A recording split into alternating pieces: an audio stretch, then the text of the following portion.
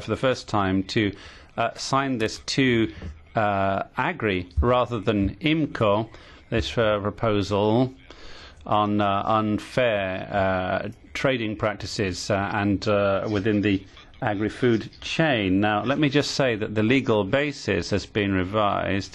This Union Act should be considered actually under Article 43(2) of TFEU, which concerns agriculture, and then on the basis of 114 of the treaty, which refers to the internal market. Now, the Directive 29/2005 on unfair combating unfair practices, which is under point 225 of the treaty, concerns the relations between companies and consumers throughout the EU. Now, any states, for example, France, Germany, Italy, Austria, Denmark, Sweden, have shown that the objective of this can and must be the same also in B2B, in business-to-business dealings. Agricultural companies for which there is not a rule to actually combat these unfair practices. And the other issue which can be discussed right now is the compatibility with the omnibus. Allow me to underline that the omnibus and this Union Act are not mutually exclusive by any means. In fact, we can go further than what is set out in the omnibus. And with this initiative, we can finally bring in a proper European legal framework to be able to combat unfair practices in the agri-food chain. Now, the agri-food chain is the area in which there are most unfair practices. I'm thinking of the unfair transfer of costs to the users, unjustified delays in payments, and contracts that are not met, contractual breaches. So all of these only compact the crisis that the agricultural sector is suffering. Now, these are set up to try and combat unfair practices between different operators in the agri-food chain. We don't have sufficient instruments for the time being to be able to cope with this. So this is an act. So first of all, we need to have a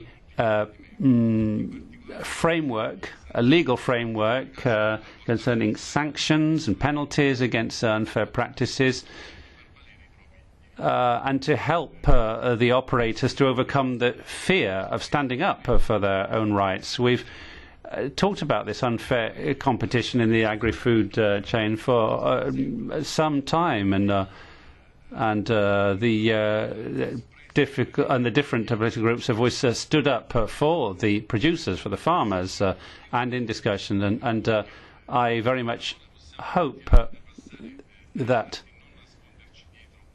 we won't just hide behind things, but we'll actually be bold enough to come out and say what needs to be said, because we're looking at the exclusive interests of the farmers, and I think everybody in Parliament needs to do their utmost so that we can support these particular interests. Thank you. Thank you very much. Now to the MEPs. Ms McGuinness, please. Thank you, Chair. And first of all, thank you to Mr Caputo for the explanation. And I think there are very few in this room who would disagree with the problem that you present, because this committee has worked very hard on this issue, as was referenced by the Chair. I think the question for us today is timing and approach. And as you know, we in AGRI adopted my opinion in November of 2015 on this issue, very strong support and a very good debate. But you do know and understand there was quite a struggle between AGRI and IMCO about the competence. We did get associated committee status, and I worked well with colleagues in the IMCO committee to achieve what I believe was an unprecedented result in the Chamber, where we had tabled amendments which were part of the AGRI opinion that had been rejected in IMCO, but were accepted in plenary.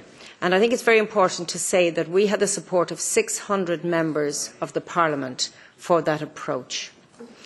So the question we are faced with this proposal is, will this proposal, if it goes ahead, strengthen our position, or could it inadvertently weaken the position of the Agriculture Committee?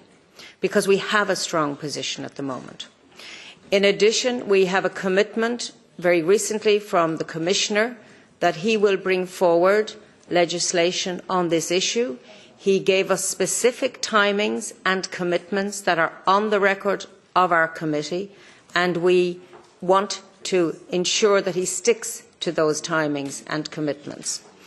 The third point, as you referenced, Mr Caputo, is the omnibus package, which equally involves dealing with the issues that you raise.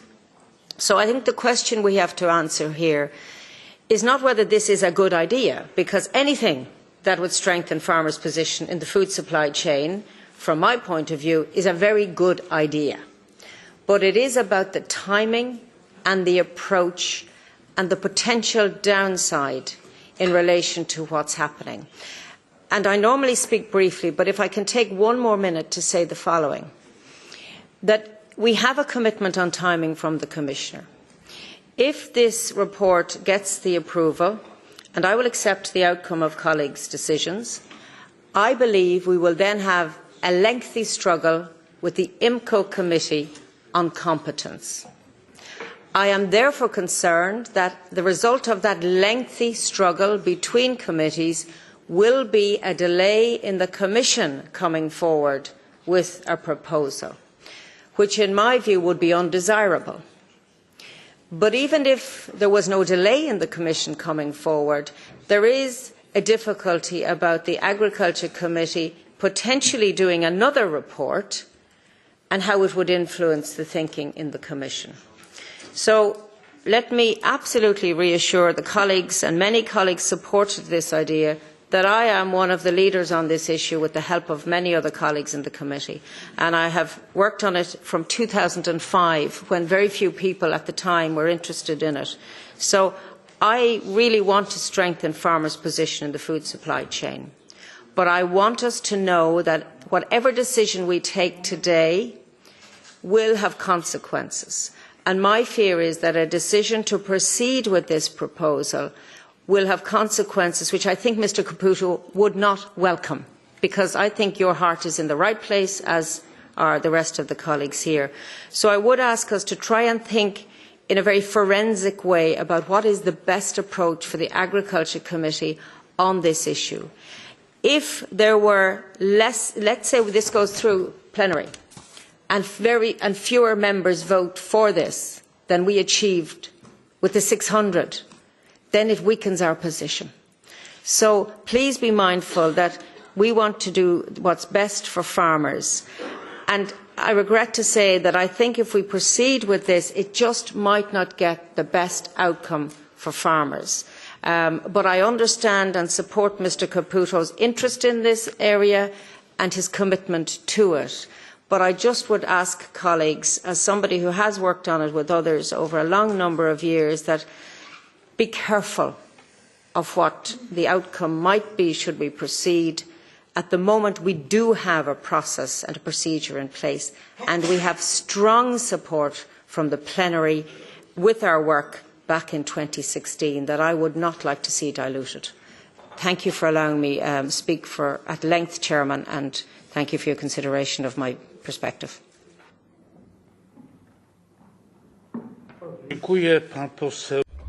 Thank you very much. Mr Dantin.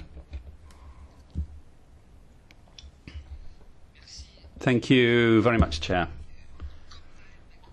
Well, as Maura McGuinness has just said, didn't want any misunderstandings between us, so we share the objective. Briefly, please. Dopiero się pan zgłosił. I'll be as brief as everyone else. I heard one person, MEP, saying the Commissioner might be backsliding. Well, I've been following that man's career for a lot longer than ye have, and I can guarantee you he will backslide. Ever since he accidentally sent the budget to our media before they were meant to get it, the man has been making mistakes, and I do not trust him on this. And Mr Zullo there said about putting his back to the wall. We need to nail him to the wall on this. That is the only way anything will change. In relation to the massive support we had in the Chamber for it, I wasn't surprised. I was in favour of it, but there was a massive majority because it was watery. Thank you. Ja rozumiem krytykę, ale krytyka pod nieobecność... Well, I understand your criticism, sir, but, criticism in the absence of the individual and also using terms like nail to the wall, I think is inappropriate. Mr Caputo. Sì, grazie. Yes, thank you. Thank you, Chair. Mamy zgłoszenie, że Komisja chce powiedzieć, ale proszę bardzo krótko. The Commission has asked for the floor. European Commission, briefly, please. Krótko, dlatego, że zgłosiliście się dopiero w ostatnim momencie. Bardzo proszę. You asked the floor at the last minute. You have the floor very briefly, Commission. And I apologise for this, but the graphic language triggered at the end my intervention. It was just to say one or two words of clarification and rather not wade into the inner parliamentarian conflict or discussion that you're having. It is a fact that the Commissioner in the AGRI announced that there will be a food supply chain initiative which will entail an impact assessment. That is part of better regulation, and there is no way around this. In the course of this impact assessment process, what the Commission will do as a next step is it will issue a so-called inception impact assessment that will be published and to which stakeholders will be able to respond during 4 weeks. We will likely also engage in a public consultation, and that is to say that we will have a draft questionnaire to which people can respond to within a time period of 12 weeks. Now, are we in this for real? I think the Commissioner has answered Mrs. McGuinness' question in the AGRI. Yes, the Commission is in this for real, and that is, I think, what I wanted to say, without again answering the question whether the Commissioner necessarily needs more pressure or the Commission or not. Thank you very much for your attention. Bardzo dziękuję. Pan poseł Caputo. Thank you very much. Mr Caputo. Thank you very much, Chair. Well, today's debate, I think, has highlighted some contradictions. Above all, there's one thing I want to emphasise to say to colleagues who've spoken about the content of the Union Act.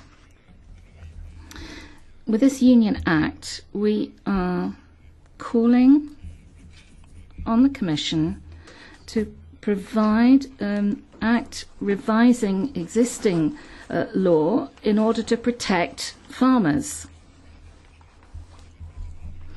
Apart from the fine words we come up with, this is an initiative that falls to the Commission. But what we can do is urge the Commission to carry out some practical action. So I think with the proposal for a Union Act, it gives us the possibility, just for once, to emphasise the direction we expect to be taken by the Commission. And in the following 3 months, the Commission would then be held to come up with a proposal. Now, the other points on the table are issues that seem to be used to deflect attention to some extent and dilute the picture. Now, there's an opinion voted on 2 years ago, and we haven't yet had any practical consequences flowing therefrom, because the farmers are still there putting up with all these negative impacts. So you know, what happens if there's a conflict with the omnibus, as is claimed? People say that, frankly, the two things are not to be set against each other. I think they're very closely interlinked. I'd go further than that, indeed. I think that many colleagues have claimed primogeniture. They've claimed that they've been the first to make these calls, and that seems to ride roughshod over what was done by all the other colleagues who acted or sought to have action in this field in the past. But it's not the question of who's claiming paternity, who's doing what. What we need to do is to work together in the interests of farmers. So I would certainly pick up what was said by my colleague Dantin. We must be open to working together to ensure that we can get the best possible Union Act, which will cover as broad a political spectrum as possible. If we can do that, hopefully we will cover the different configurations of situation that might arise. And we have the procedure that we started up. This really is a one-off opportunity for us as European Parliament to set an absolute deadline for the Commission to come up with practical action to support farmers. So let's set aside our own egos for the moment. Now, there was a colleague who referred to articles in the press and so on. But I don't think we need press releases of people claiming ownership of the issue here. We need to work together in the interests of our farmers. Thank you. Thank you very much indeed, colleagues. This item will be addressed in the coordinators' meeting, and we will inform you of any developments